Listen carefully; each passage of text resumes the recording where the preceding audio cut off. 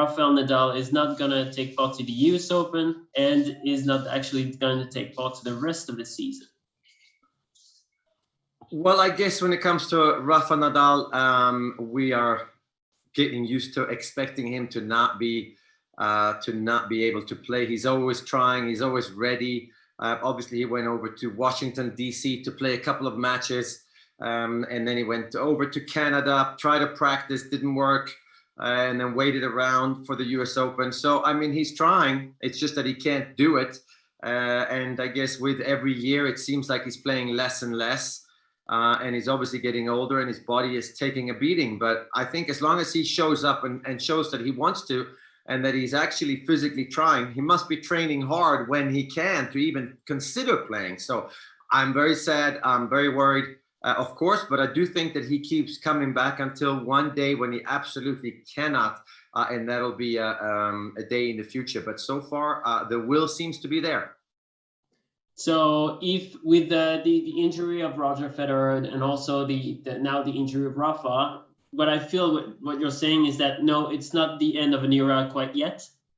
Yeah, I don't think it's an end of an era. I mean, it might be the end of winning Grand Slam tournaments, but obviously with Rafa and Roland Garros, the love affair he has over there, you can never say it's the end of that relationship until the day he has actually hung his rackets on the wall. With Roger Federer, you think that Wimbledon, there's still a love story that is to be had, and he can still do well there. But yeah, with every year, obviously the two of them, you would give them less and less chance to win a major. But that doesn't mean the era is over. I think the era of winning is over, but the era of filling the stands with Federer fans and Rafa fans and even Novak fans, I think that era is still alive. I think there's a couple of more years of it.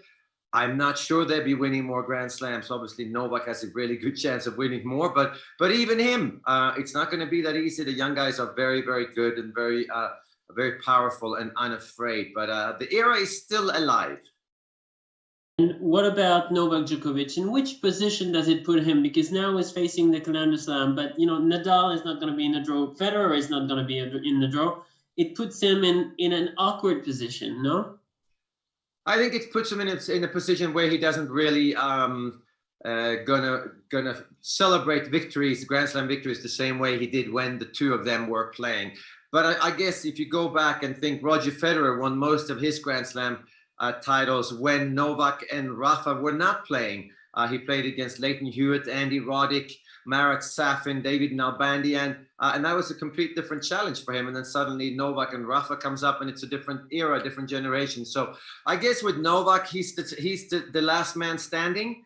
In the end of it all, it's about how many have you won, how often have you done your best against the best players in the world, and you would have to say Rafa and Roger are easily the two best that Novak ever played against, and maybe he outlasted them in one way, but yeah, I think winning for Novak, it's just a number right now. And that's why it's going to be hard. It's not about beating Roger. It's not about beating Rafa. It's not about having to be at a certain level to be the best in the world. It's about beating some players that are quite far behind him, I think, especially in wins. And that's not that easy to just tell yourself. So I think that the 21st win for Novak is not going to be as straightforward as we might have expected because Rafa and Roger are not there.